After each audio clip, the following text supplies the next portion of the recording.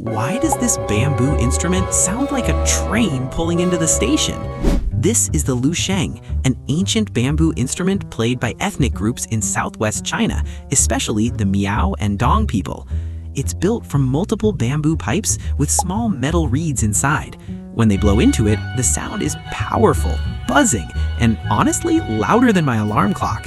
For centuries, it's been played during festivals and dances, sometimes with huge groups performing in perfect rhythm. Wow. It may look simple, but mastering it takes years of practice.